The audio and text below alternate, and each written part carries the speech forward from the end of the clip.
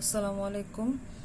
আজকে আমরা নবম শ্রেণীর অষ্টম অধ্যায় মুদ্রা, ব্যাংক ও ব্যাংকিং নিয়ে আলোচনা করব এবং এই অধ্যায়ের মধ্য দিয়ে আমাদের নবম শ্রেণীর সিলেবাস কমপ্লিট হয়ে যাবে।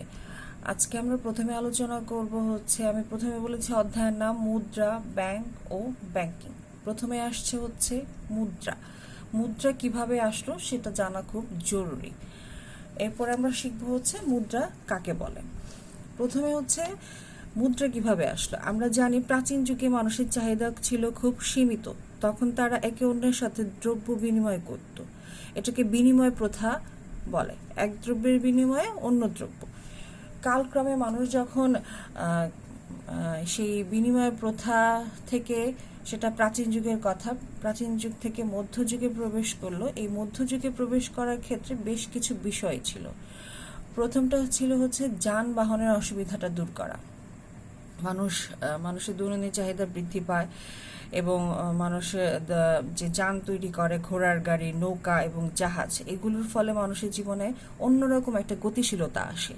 তখন তারা এক দেশ থেকে অন্য দেশে, এক স্থান থেকে অন্য স্থানে, তখন তারা তাদের প্রয়োজন মেটানোর জন্য ছুটে বেড়াতো। এর ফলে হলো কি, মানুষের চাহিদাও বেড়ে গেল, মানুষ আগের চেয়ে অনেক বেশি আধুনিক হয়ে গেল। তখন ওই যে দ্রব্যের বিনিময় প্রথা, সেটার তারা একটা অসুবিধা অনুভব করলো। অসুবিধাটা কি? কারণ দ্রব্যের বিনিময়ে দ্রব্য নিলে সেটা আসলে মূল্যের পরিমাপক হিসেবে কাজ করে না, মনোপুত হয় না, উভয় পক্ষই মনোপুত হচ্ছে না। তারপর দ্রব্যকে বেশি দিন সংরক্ষণ করা যায় না, সঞ্চয় করা যায় না।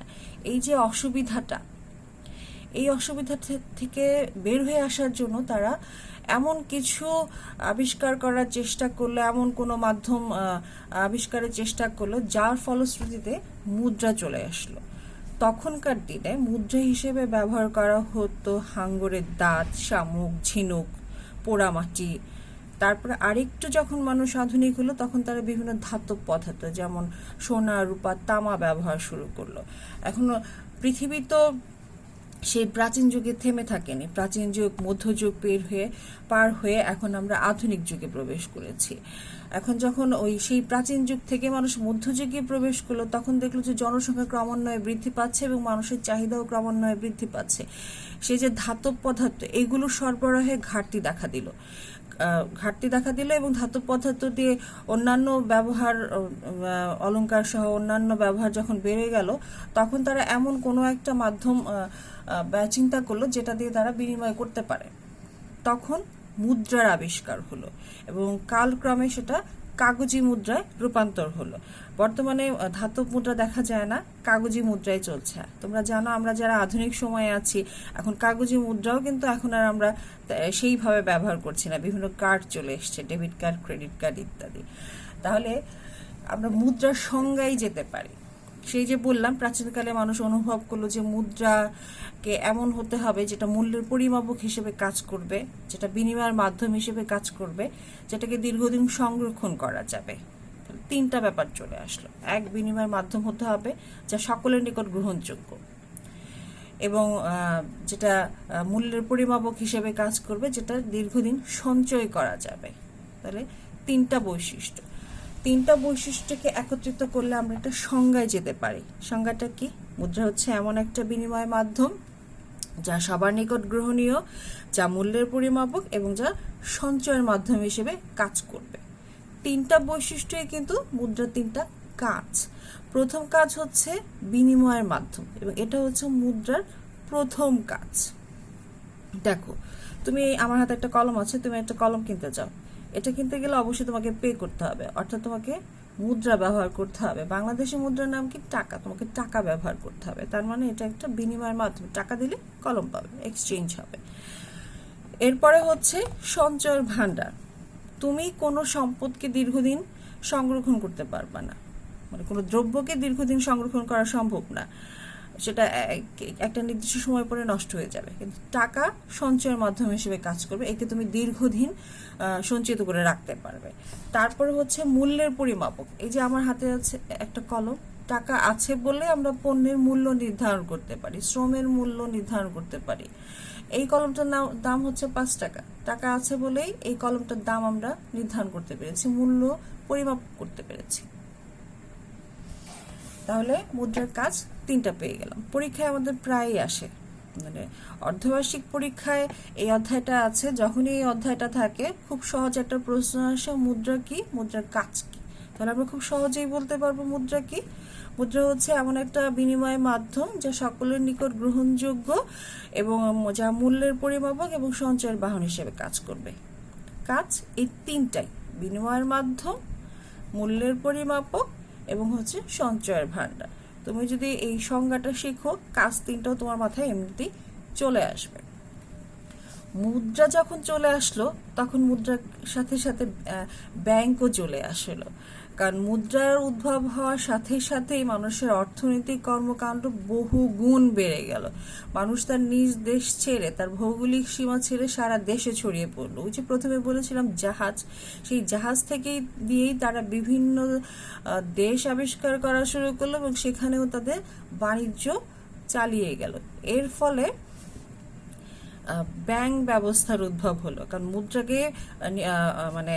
মুদ্রাকে সেফে রাখার জন্য, মুদ্রাকে সংরক্ষণ করার জন্য ব্যাংক ব্যবস্থার উদ্ভব হলো। কারণ আমরা যারা ব্যবসায়ী আছি, কারণ এই যে বৈদেশিক বাণিজ্যের সাথেই কিন্তু ব্যবসা বাণিজ্য একে অপরের পরিপূরক আমরা জানি, এবং এই ব্যবসা বাণিজ্যকে এগিয়ে নেওয়ার জন্য আমাদের ব্যাংক চলে আসলো। ব্যাংক কি?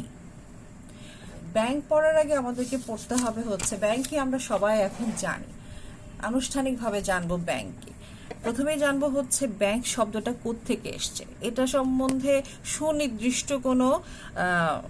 সুনির্দিষ্টভাবে ইতিহাস খুঁজে পাওয়া খুব কঠিন, তবে ব্যাংক শব্দের আবিধানিক অর্থ হচ্ছে কোষাগার, লম্বা টেবিল ইত্যাদি।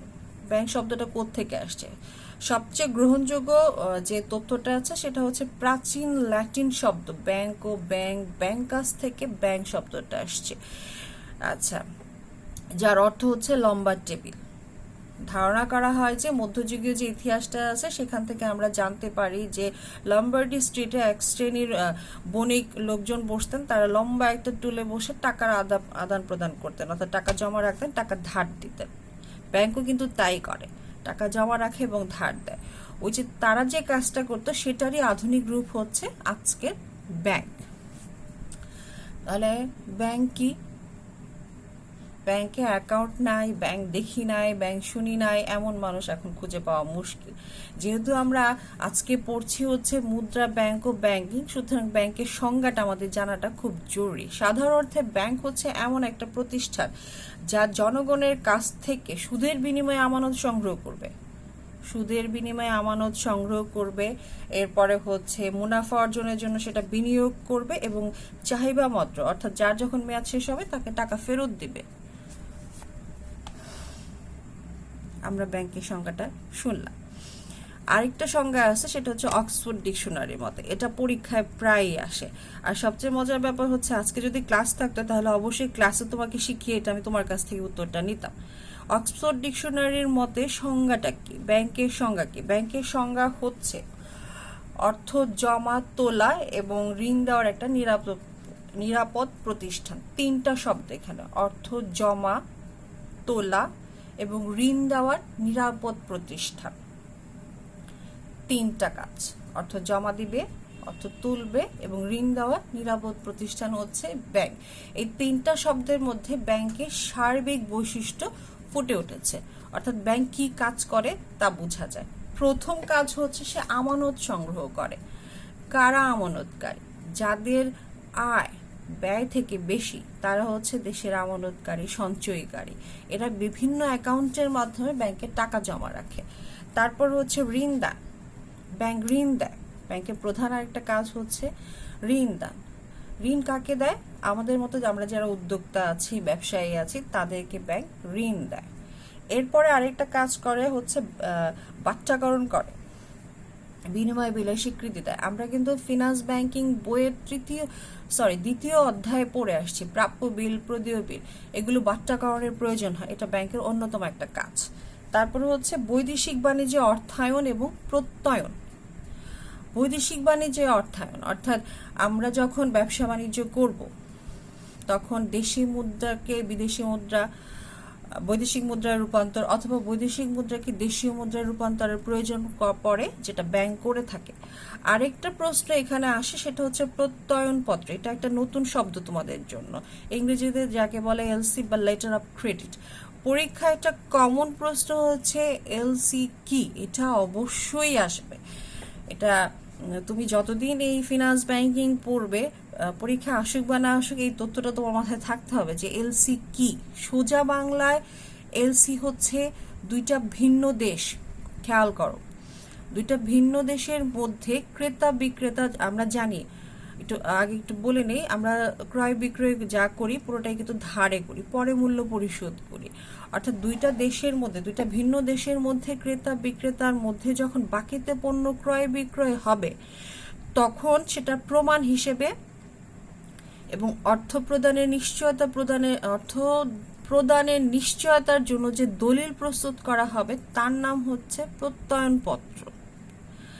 দুইটা ভিন্ন দেশের মধ্যে ক্রেতা বিক্রেতা যখন তারা বাকিতে পণ্য ক্রয় বিক্রয় করবে, তখন তাদের মধ্যে একটা চুক্তি হবে যে তারা এখানে ক্রয় বিক্রয় করছে এবং এখানে মূল্য পরিশোধ করা হবে। এই দলিল যখন প্রস্তুত করা হবে তখন তার নাম হবে প্রত্যয়নপত্র। তোমার বইয়ে অবশ্যই এই সংজ্ঞাটা বলে দেওয়া নেই, বইয়ে বলা রয়েছে আমদানিকারকের পক্ষে রপ্তানিকারককে ব্যাংক এটা প্রদান করে, এটার নাম হচ্ছে প্রত্যয়নপত্র বা লেটার অফ ক্রেডিট, সংক্ষেপে এলসি। তারপরে হচ্ছে অর্থ স্থানান্তর। এক শহর থেকে আরেক শহর অথবা এক দেশ থেকে আরেক দেশে অর্থ স্থানান্তরের কাজটা ব্যাংক করে, এটা খুব সহজেই করে। এখন আমরা রকেট, বিকাশ এগুলোর নাম জানি, এটা কিন্তু অর্থ স্থানান্তরের একটা মাধ্যম, যেটা ব্যাংকেরই আপডেট ভার্সন।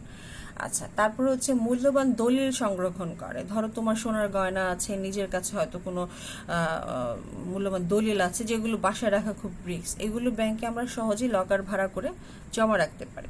তারপর হচ্ছে সম্পদ ব্যবস্থাপনা। ব্যাংক তার মক্কেলের অনুরোধে বিভিন্ন ব্যবসায়িক কাজে পরামর্শ দেয় এবং তার সম্পদ ব্যবস্থাপনা করে থাকে। তাহলে ব্যাংকের সংজ্ঞা থেকে ব্যাংকের কাজ পর্যন্ত চলে আসলাম। এরপরে চলে আসছে ব্যাংক ব্যবস্থার ইতিহাস নিয়ে। এটা বিশাল বড় একটা ইতিহাস, আমরা একটু চার্ট আকারে যদি পড়ি তাহলে আমাদের জন্য খুব সহজ হয়ে যায়। পরীক্ষায় ব্যাংক ব্যবস্থার যে ইতিহাস এবং ক্রমবিকাশটা আছে, এখান থেকে বহু নির্বাচনী প্রশ্ন আসে, ছোট ছোট অথবা জ্ঞানমূলক প্রশ্ন আসে। প্রথম যে ব্যাপারটা সেটা হচ্ছে, আমরা প্রাচীন যুগ থেকে মধ্যযুগে প্রবেশ করলাম, মধ্যযুগে কাগজি মুদ্রার উদ্ভব এবং আধুনিক যুগে ব্যাংক ব্যবস্থার উদ্ভব। এই ব্যাংক ব্যবস্থাটা প্রথমে খ্রিস্টপূর্ব 5000 বছর পূর্বে প্রথম ব্যাংক ব্যবস্থা চালু হয়। পরবর্তীতে ব্যাবিলনীয় সভ্যতা, রোমান সভ্যতা, গ্রিক সভ্যতা এগুলো ব্যাংক ব্যবস্থাকে এগিয়ে নিয়ে যায়, এটা একটা ধাপ। এরপরে 1700 সালে ভারতে প্রথম আধুনিক ব্যাংক দি হিন্দুস্তান ব্যাংক প্রতিষ্ঠা লাভ করে, দেখো 1700 সাল। এরপরে 1935 সাল, খেয়াল করো, সেই খ্রিস্টপূর্ব 5000, তারপরে 1700 সাল, তারপরে হচ্ছে 1935 সালে ভারতের প্রধান bank reserve bank of India প্রতিষ্ঠিত হয়, সেটা হচ্ছে 1935। 1935-এর পরে যখন দেশ বিভাগ হয় 47-এর পরে, 1948 সালে প্রথমে পাকিস্তানি কেন্দ্রীয় bank state bank of Pakistan প্রতিষ্ঠিত হয়, যা পূর্ব পাকিস্তান এবং আগে তো দেশভাগের পরে পূর্ব পাকিস্তান পশ্চিম পাকিস্তান ছিল, এই দুইটা দেশের মধ্যে অর্থনৈতিক কর্মকাণ্ড পরিচালিত হয়। এরপরে বাংলাদেশে স্বাধীনতার পর 1972 সালে 26শে মার্চ প্রথম কেন্দ্রীয় ব্যাংক প্রতিষ্ঠিত হয়। এরপরে মুক্তিযুদ্ধের পরে এদেশে 12টা ব্যাংক ছিল, যেটা টোটাল শাখা ছিল হচ্ছে 1090টা, 12টা ব্যাংকে। এরপর 6টা রাষ্ট্রায়ত্ত ব্যাংক, এটা কিন্তু পরীক্ষা একটা আসে, 6টা রাষ্ট্রায়ত্ত ব্যাংকের জন্ম নেয়। ব্যাংকগুলোর নাম কি? সোনালী, রূপালী, জনতা, অগ্রণী, পূবালী ও উত্তরা ব্যাংক। এখন 80 দশকের পর থেকে আরো নতুন নতুন ব্যাংক উদ্ভব হয়। তার মধ্যে বর্তমানে 4টা রাষ্ট্রায়ত্ত ব্যাংক আছে, 4টা বিশেষায়িত ব্যাংক আছে এবং 30টার বেশি বেসরকারি ব্যাংক রয়েছে, যেগুলো অসংখ্য শাখা প্রশাখা দেশে বিদেশে ছড়িয়ে রয়েছে, যা আমাদের ব্যাংকিং ব্যবস্থাকে এগিয়ে নিয়ে যাচ্ছে। তাহলে আমরা কি পড়লাম? প্রথমে পড়লাম হচ্ছে মুদ্রার ইতিহাসটা পড়লাম, তারপরে পড়লাম হচ্ছে মুদ্রার কাজ। মুদ্রার কাজের পরে মুদ্রাকে সংরক্ষণ করার জন্য, বিস্তৃত করার জন্য চলে আসলো ব্যাংক। ব্যাংকের কাজ পড়লাম, এরপরে ব্যাংকের ইতিহাস পড়লাম। এই অধ্যায় থেকে খুব সহজ সহজ প্রশ্ন আসে, খুবই সহজ। যেমন ব্যাংক কাকে বলে, তারপরে ব্যাংক শব্দের আবিধানিক অর্থ কি, ব্যাংকের প্রধান কি কি কাজ, আর যে ব্যাংক ব্যবস্থার যে ইতিহাসটা পড়লাম এখান থেকে আসে বহু নির্বাচনী প্রশ্ন। আশা করি এই অধ্যায় থেকে তোমাদের আর কোনো অসুবিধা হবে না। ইনশাল্লাহ পরবর্তী ক্লাসে দেখা হবে। আসসালামু আলাইকুম।